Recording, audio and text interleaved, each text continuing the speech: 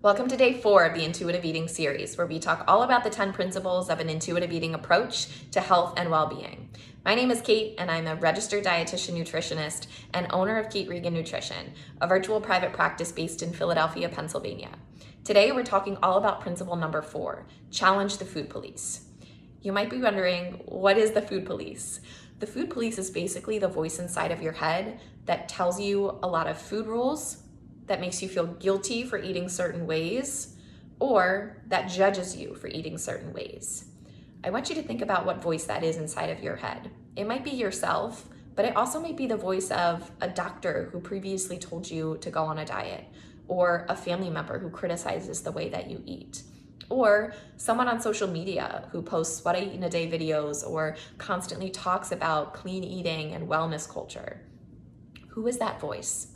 With intuitive eating, we encourage an approach of curiosity to our eating patterns versus an approach of judgment, because food should have no morality associated with it.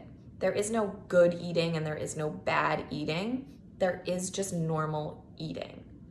So with this philosophy, I want you to start to think about some of the food rules you might have in your head. What are some of the things that you tell yourself and you judge yourself on for doing or for not doing? Do you tell yourself that you shouldn't have more than one carb at a meal? Do you tell yourself that you shouldn't eat past 7:00 p.m.? Do you tell yourself that you shouldn't have dessert every single day? What are the external cues that are pulling you away from fully trusting your body? This is what we dig into in challenging the food police.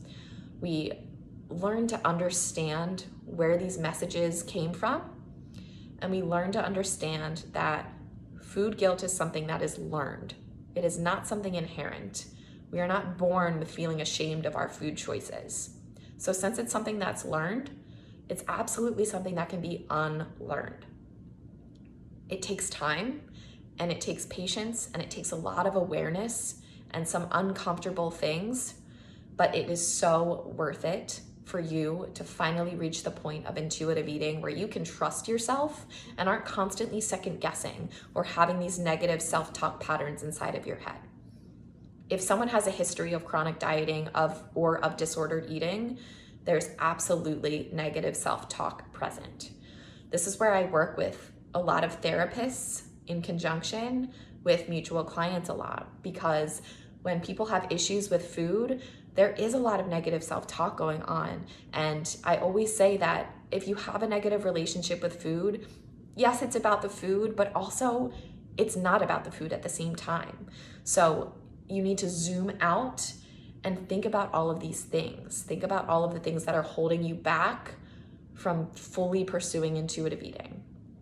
And I have an action item for you today. I want you to make a list of all of the food rules that you currently have. What are the things that you tell yourself you should be doing, or the food rules that you actually do follow?